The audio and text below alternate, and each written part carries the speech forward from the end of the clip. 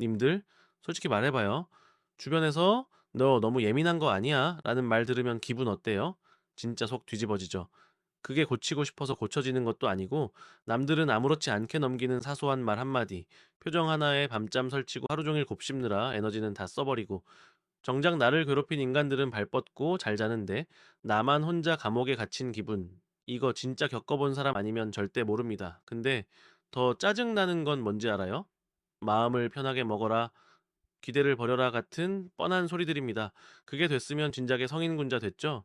우리는 지금 당장 내 마음의 불을 끌 수 있는 현실적인 방법이 필요하잖아요. 그래서 오늘 제가 진짜 뼈 때리는 현실적인 조언들만 모아왔습니다. 남들 눈치 보느라 정작 본인은 돌보지 못했던 분들, 오늘 이 영상 끝까지 보세요. 인생의 질이 180도 달라질 겁니다. 첫 번째, 가장 먼저 인정해야 할 사실이 있습니다. 예민함은 병이 아니라 기능이라는 거예요.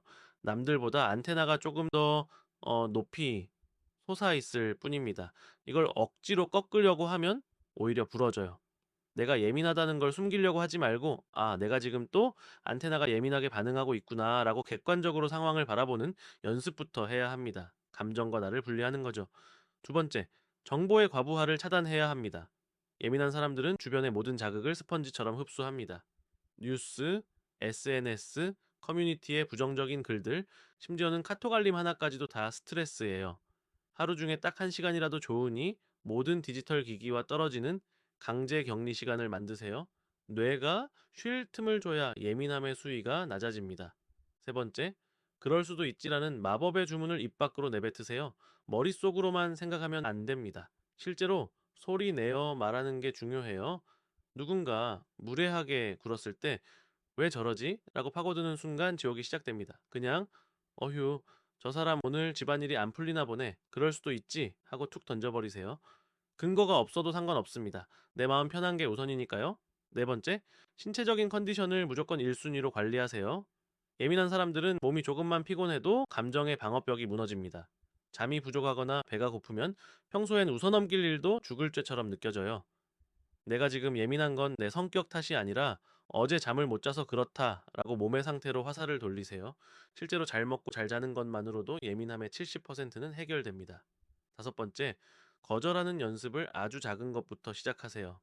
예민한 사람들은 거절했을 때 상대방이 느낄 실망감까지 미리 계산해서 괴로워합니다. 하지만 기억하세요.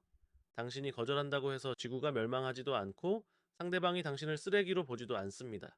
만약 겨우 거절 한번 했다고 떠날 사람이라면 그건 애초에 당신 곁에 둘 가치가 없는 사람입니다. 여섯 번째, 모두에게 사랑받겠다는 오만한 생각을 버려야 합니다.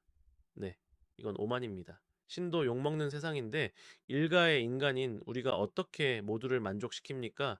10명 중에 2명은 당신을 좋아하고 7명은 관심이 없고 1명은 이유 없이 당신을 싫어할 겁니다. 그게 세상의 법칙이에요. 나를 싫어하는 그 1명에게 집중하느라 나를 좋아하는 2명을 외면하지 마세요. 잠시 여기서 여러분의 이야기를 좀 듣고 싶네요. 여러분은 살면서 어떤 순간에 아, 나 진짜 예민하구나 라고 느끼시나요? 혹은 남들은 이해 못하는 나만의 예민한 포인트가 있나요? 댓글로 자유롭게 남겨주세요. 혹시 비슷한 분들의 댓글을 보면서 아, 나만 그런 게 아니구나라는 걸 느끼는 것만으로도 큰 위로가 될 거예요. 구독과 좋아요도 잊지 마시고요. 일곱 번째, 일기를 쓰되 팩트체크 일기를 쓰세요. 감정적으로 쏟아내는 일기 말고 법정 증거를 제출하듯이 쓰는 겁니다. 부장님이 오늘 나를 보고 인상을 썼다가 아니라 부장님이 인상을 썼다. 하지만 나 때문인지 개인적인 일 때문인지 확인된 바 없다. 라고 적는 거죠. 글로 써서 눈으로 확인하면 내 걱정이 얼마나 근거 없는 상상이었는지 깨닫게 됩니다.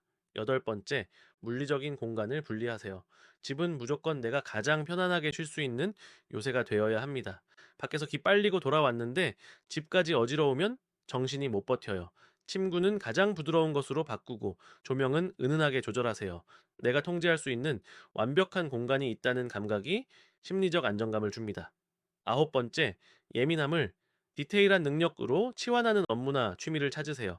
남들이 못 보고 지나치는 오타를 잡아내거나 미세한 맛의 차이를 느끼거나 분위기를 파악하는 능력은 엄청난 재능입니다. 이 에너지를 생각하는 데 쓰지 말고 생산하는 데 쓰세요. 에너지가 밖으로 분출되기 시작하면 나 자신을 갉아먹는 일이 줄어듭니다. 10번째, 가끔은 일부러 둔한 척 연기를 하세요. 눈치챘어도 모르는 척, 들었어도 못 들은 척 하는 겁니다.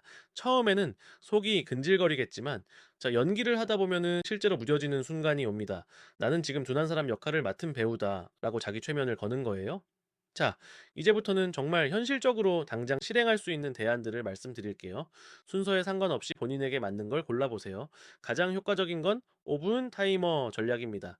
어떤 고민이나 부정적인 생각이 머릿속을 지배하기 시작하면 타이머를 5분 맞추세요. 그리고 그 5분 동안만 미친 듯이 고민하는 겁니다. 타이머가 울리면 그냥 강제로 생각을 종료하세요. 고민 끝, 다음 업무 시작이라고 외치면서 몸을 움직이는 게 포인트입니다. 또 다른 대안으로는 제3자 시점으로 말하기가 있습니다. 나는 지금 우울해 라고 하지 말고, 오, 본인 이름 찾는 지금 우울함을 느끼고 있구나 라고 3인칭으로 불러보세요. 이렇게 이름만 불러줘도 뇌는 상황을 조금 더 객관적으로 인식하게 됩니다. 근데 감정의 소용돌이에서 한 발짝 떨어져 나올 수 있는 가장 쉬운 방법이죠. 그리고 주변에 나를 예민하게 만드는 원인이 사람이라면 과감하게 관계의 다이어트를 하세요. 우리는 모든 관계를 유지해야 한다는 강박이 있어요. 하지만 나를 갉아먹는 관계는 독입니다. 연락처를 정리하고 꼭 만나야 하는 관계가 아니라면 서서히 거리를 두세요. 예민한 사람에게 인맥 넓히기는 사치일 뿐입니다. 소수의 깊은 관계면 충분합니다. 혹시 여러분만의 기분 전환 치트키가 있나요? 예를 들어 스트레스 받을 때 먹는 특정 음식이나 들으면 마음이 편해지는 노래 같은 거요. 다른 분들에게 도움이 될 수 있도록 여러분의 꿀팁을 댓글로 공유해 주세요. 여러분의 작은 공유가 누군가에겐 오늘을 버틸 힘이 될 수도 있습니다. 만약 정말 생각이 멈추지 않는다면 강도 높은 운동을 하세요. 숨이 턱 끝까지 차오를 정도로 뛰거나 무거운 무게를 들면 우리 뇌는 생존을 위해 생각을 멈춥니다. 힘들어 죽겠다는 감각이 그 사람이 왜 그랬을까라는 고민을 압도하게 만드는 거죠.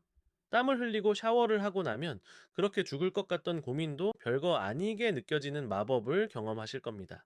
또한 완벽주의를 쓰레기통에 버리세요. 예민한 사람들의 밑바닥에는 완벽하게 잘해내고 싶다는 욕구가 깔려 있습니다. 하지만 세상에 완벽한 건 없어요. 80%만 채워도 충분히 잘한 겁니다. 스스로에게 이 정도면 됐지, 뭐, 라는 말을 자주 해주세요. 대충 살라는 게 아니라 당신의 기준치가 너무 높으니 조금만 낮춰도 남들보다 훨씬 훌륭하다는 걸 믿으라는 뜻입니다. 시각적인 자극을 바꾸는 것도 좋습니다. 지금 당장 눈앞에 있는 파란색 물건 5개를 찾아보세요. 아니면 창밖에 나무 잎사귀 숫자를 세어보세요. 시각을 특정 대상에 집중시키는 것만으로도 뇌의 회로가 전환됩니다. 부정적인 생각의 고리를 물리적으로 끊어내는 효과적인 기술입니다. 마지막으로 당신의 예민함은 절대 잘못된 것이 아님을 다시 한번 강조하고 싶습니다. 예술가, 작가, 전략가들 중에서 예민하지 않은 사람은 거의 없어요. 당신은 남들보다 더 풍부한 색깔로 세상을 볼 수 있는 사람입니다. 다만 그 색깔들이 너무 진해서 가끔 눈이 아플 뿐이죠. 그 선명한 색을 어떻게 조절하고 활용할지만 익히면 됩니다. 오늘 이야기한 방법들 중에서 딱 한 가지만 골라서 지금 바로 해보세요. 거창한 변화는 필요 없습니다. 그럴 수도 있지 라고 한번 읊조리는 것, 그거면 충분합니다. 당신의 예민함이 당신을 공격하는 칼날이 아니라 세상을 더 깊이 이해하는 안테나가 되는 그날까지 제가 함께 하겠습니다.